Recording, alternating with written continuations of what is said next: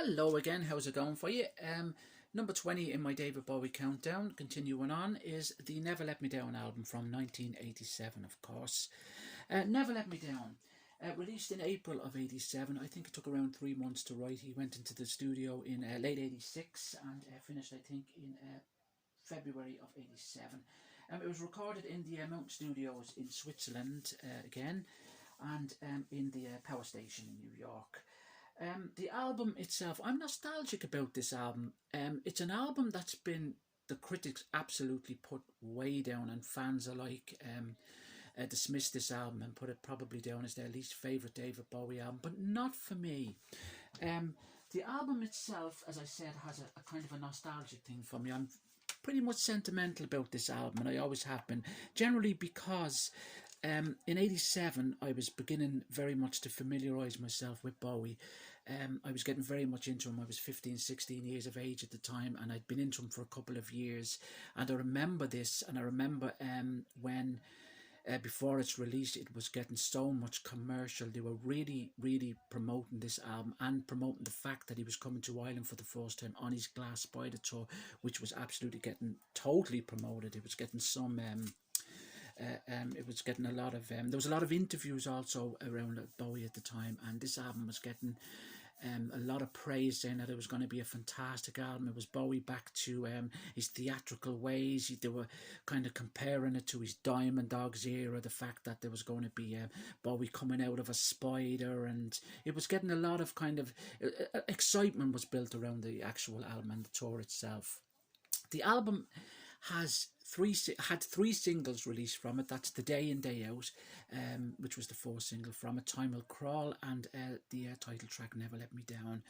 Day In Day Out, first song to be released from the album, was actually banned by MTV, primarily because it had a rape scene. Now it wasn't anything, there wasn't anything kind of bad about it or anything. It was just that they showed a girl running from a cab, just in her panties as such, and bra, and that's the reason why it was primarily banned. There was nothing shown or anything in it, nothing indecent or anything like that. But this was the 80s, and the MTV felt very uncomfortable showing it. But we was very pissed off at the time about it. The song itself is about the homeless, of course, in New York.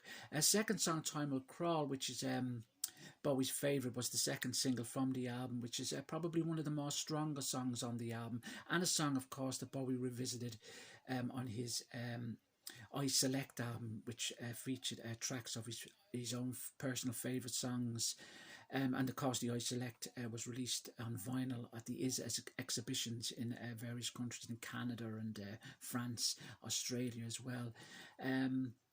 Yeah, and it was mixed, of course, by McNulty for that particular piece, and of course it was released on CD in 2018 with the Mail on Sunday.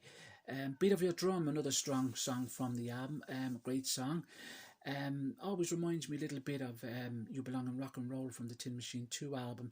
Never Let Me Down, the song about Coco Swebb, his personal assistant at the time.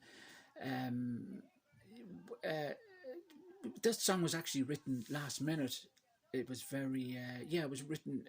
I remember. I think I read it's about Coco Swebb anyway, but I know it was written very late on stage of the album. Zeros, which is a song I was never mad on when the album was released. I like it now, and I like the version that was the B-side of Beat of Your Drum, or was it the other way around? Zero's Beat of Your Drum. I know it was a picture disc that was released a couple of years ago to promote the Love and the Alien box set, and the fact that McNulty was remixing the Never Let Me Down album. Zeros was never actually one of my favourite songs, but I do like it now, to be honest with you. And he performed it live throughout his Glass Spider tour, as he did with the other songs on the album as well. Opening song to side B is Glass Spider, of course, which is the name of the huge theatrical tour that came with the album to support it. Shining Star, Making My Love, the song, a song that Bowie actually wanted to be released from this particular album as the fourth single from the album, but it never came about. Mickey Rourke does a rap on that. Mickey Rourke he met in London when he was recording the album. I think Mickey Rourke was filming Pray for the Dying at the time, and Mickey Rourke, being a Bowie fan, asked him could he come in and do a rap or something on the album, and Bowie said, yeah, sure, come on ahead. And Anyway, they got together and he does a rap on Shining Star. New York's in Love, probably my least favourite song from the album. It's one of the more lesser known tracks, as a lot of Bowie fans would tell you that the whole album is lesser known, but New York's in Love is a pretty weak song, to be honest with you. 87 and Cry, which is it's not a bad song. It's the B-side to the Never Let Me Down song. It's about Maggie Thatcher, I think, who was Prime Minister at the time in 87. Bowie actually plays lead guitar on that particular song. And it's the first time since 1980 that Bowie's actually playing instruments on this album. Plays a lot of synthesizer and so forth on this album, trumpets as well. Too Dizzy, Bowie got that song removed on later editions of this album. He absolutely despised the song, apparently, and never understood why he put it on the album in the first place. He said he heard the band Boy Meets Girl singing, I think it's Waiting for a Star to Fall, and he said that song actually reminded him of that, so he got the song taken off the album anyway. But Too Dizzy is actually a song I don't actually mind, to be honest with you. Bang Bang, cover version of an Iggy Pop song, of course. He spent a lot of time with Iggy Pop while recording this album, and prior to this album, Blah Blah Blah was released by Iggy Pop, which Bowie had a lot of input on as well. Bang Bang, not a great song, to be honest with you. I think it's on Iggy Pop's it's a party album. I think it's the party album, yeah. This is the original pressing from 87, so this does have Too Dizzy, I should say, on it. This is the cassette that was released in 87 as well, EMI Records, and the CD 87 version as well, EMI. The album was released, of course, in the Loving the Alien box set in 2018. Exactly the same picture, so forth. Everything looks the same, apart from the fact that Too Dizzy, of course, has been taken off. It's been taken off this particular album at Bowie's request, of course. And then in the Love and the Alien box set also, we got the Never Let Me Down McNulty mix 2018 with totally new cover, totally new pictures, unseen pictures as well. This mix, I have to say, I do like. I'm very fond of this mix. Day In Day Out sounds great. Time Will Crawl, of course, which appeared on I Select. That's the particular piece. Beat of Your Drum, again, brilliant.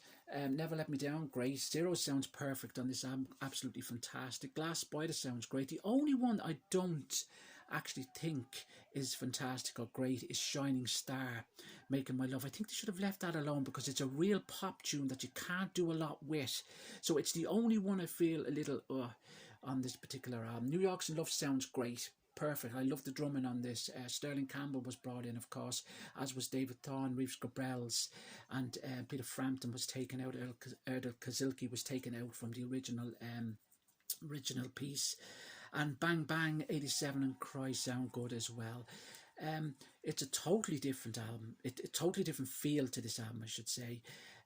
The musicians really made it work, to be honest with you. And I always say it was mixed and recorded by Mario J. McAnulty, and he done an absolutely brilliant version of it.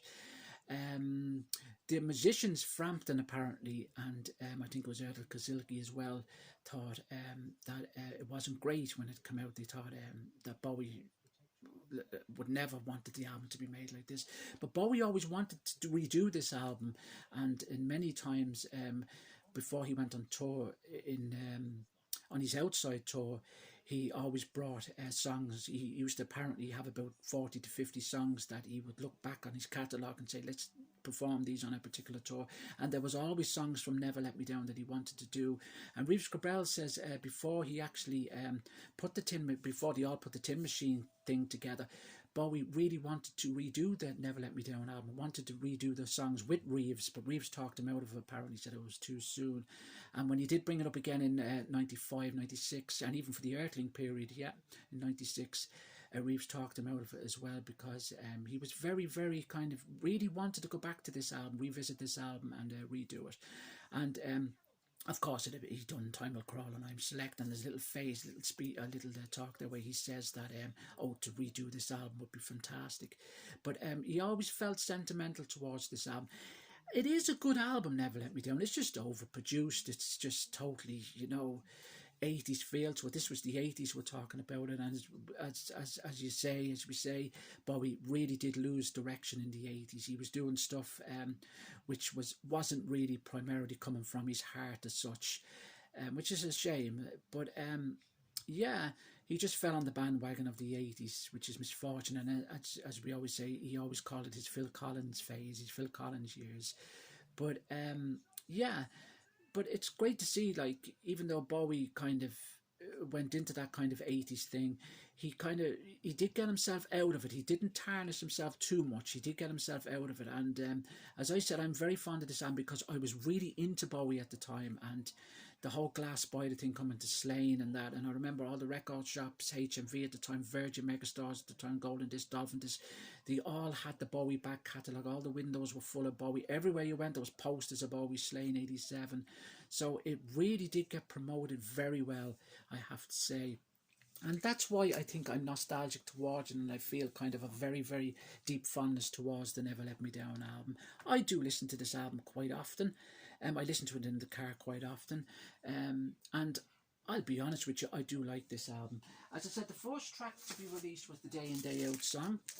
That's that one there, with the B-side Julie. And there's a dub mix as well on it as well. Julie, another great song.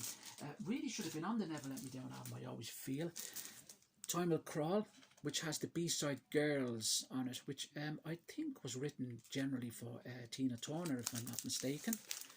But Bowie ended up singing it. Great guitar playing in that particular song too. Again, a song written with Erdem Kazuki. And that's another mix of it. That has the Japanese version of Girls on it. And there was a Spanish version of Day In Day Out, I remember, released too, because he was playing Spain for the first time. And they released this. They'd done a Spanish version of Day In Day Out. That's the Never Let Me Down 12-inch, which has dub mixes, and of course 87 and Cryers on that as well. So that's the Never Let Me Down album. Yeah, so that's my number 20. Comfortable to have it as 20, and thanks for watching, and I shall be back with 19. Thank you.